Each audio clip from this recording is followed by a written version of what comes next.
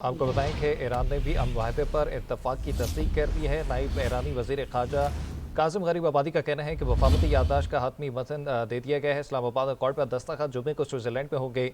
मुफाहमती याददाश्त का मतन हतमी करार दे दिया गया है। माहदे का मतन दस्तखत के बाद जारी होगा। मुफाहमती याददाश्त का मतलब दुश्मन पर एतबार करना नहीं। हतमी माहदे के लिए मुज़ाकरात 60 दिन में होंगे।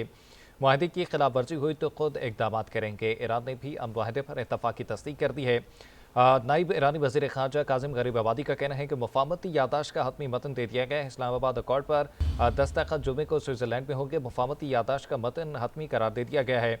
माहदे का मतन दस्तखत के बाद जारी होगा। मुफाहमती याददाश्त का मतलब दुश्मन पर एतबार करना नहीं। हतमी माहदे के लिए मुज़ाकरात 60 दिन में होंगे। माहदे की खिलाफ वर्जी हुई तो खुद इकदाम करेंगे। ईरान ने भी अमन माहदे पर इत्तफाक की तस्दीक कर दी है। जी इजाज़ साहब बताइएगा कि ईरान की जानिब से भी अब इस अमन माहदे की जो है वो तस्दीक की जा चुकी है। जी देखिए, अब हम यही बात कर रहे थे कि ईरान ने भी तय किया और ईरान ने उसी वो जो फार्मूला तय था उसी को ईरान ने भी फॉलो किया है।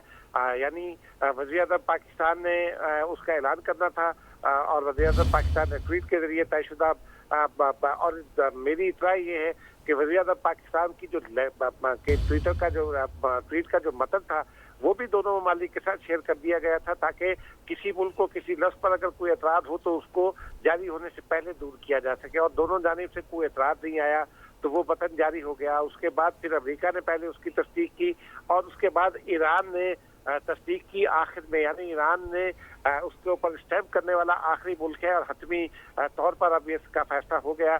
हम यही बात कर रहे थे कि अभी तक जब हम ये बात कर रहे थे तो हम अपने ज़राए से बात कर रहे थे और अब ईरान ने तस्दीक कर दी है कि 60 दिन में जो है वो मुज़ाकरात होंगे।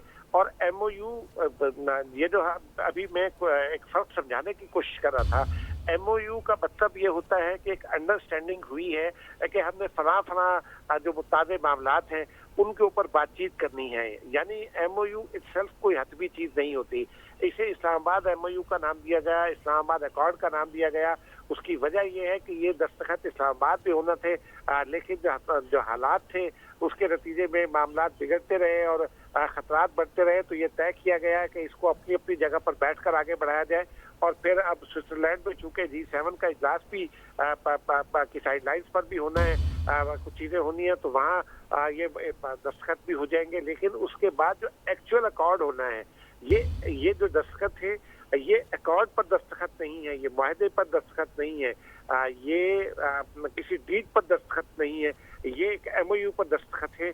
MOU पर दस्तखत के बाद फिर ये तय किया जाएगा कि दोनों जानिब से कौन कौन से सेक्टर में किस तरह से तरजीही सेक्टर्स कौन से होंगे और उसके बाद दूसरी तरजीह कौन सा सेक्टर होगा, तीसरी तरजीह कौन सा सेक्टर होगा, या एक साथ टेक्निकल टीमें बात करेंगी, रिसर्च टीमें बैठेंगी, टेक्निकल टीमें बैठेंगी, मुज़ाकरातकार बैठेंगे और उसके बाद फिर रफ्ता रफ्ता आगे बढ़ा जाएगा। और ये टाइम हमने अपने ज़राए से ये बताया था कि 60 दिन का टाइम फ्रेम तय किया गया है। तो 60 दिन का जो टेक्निकल लैंग्वेज होती है, जो लीगल लैंग्वेज होती है, उसमें 60 दिन का मतलब ऑलमोस्ट जो है वो 90 डेज हो जाता है।